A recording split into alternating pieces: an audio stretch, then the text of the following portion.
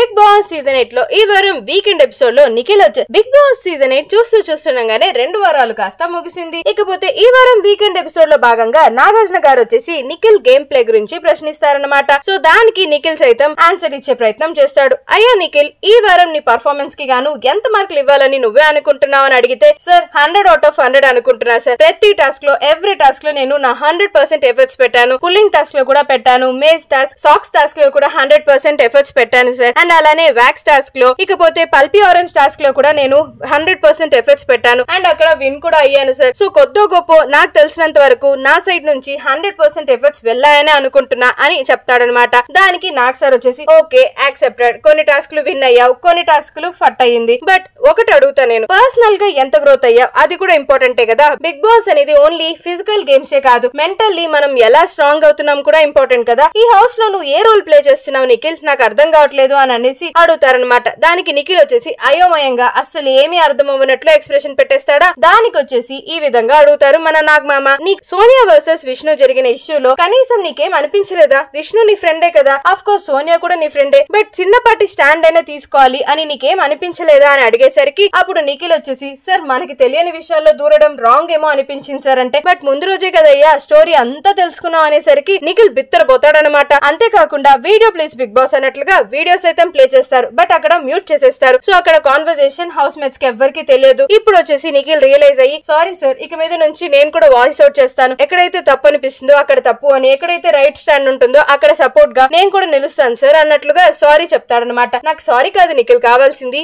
నువ్వు self development అనేది ఎంతవరకు అవుతున్నావు, బిగ్ బాస్ ని ఎంతవరకు యూజ్ చేసుకుంటున్నావు, నీకు ఎలా ఉపయోగపడుతుంది అనేది సింపుల్ గా ఈ టాస్క్ అన్నట్లుగా చెప్తారనమాట. సో దాంతో నిఖిల్ కి మంచి పాయింట్స్ చెప్తూనే నిఖిల్ కి ఫ్యూచర్ ఎపిసోడ్స్ లో ఎంత స్ట్రాంగ్ గా ఉండాలి, సెల్ఫ్ స్టాండ్ తీసుకోవాలి అన్నట్లుగా మంచి హింట్స్ అయితే ఇచ్చేసారనమాట నాగార్జున గారు. ఇంతకీ మీలో ఎంతమంది నిఖిల్ ఫ్యాన్స్ ఉన్నారు? వెంటనే ఈ వీడియోని లైక్ చేసేసి మన ఛానల్ అయిన మోస్ట్లీ తెలుగుని సబ్స్క్రైబ్ చేసేసుకోండి.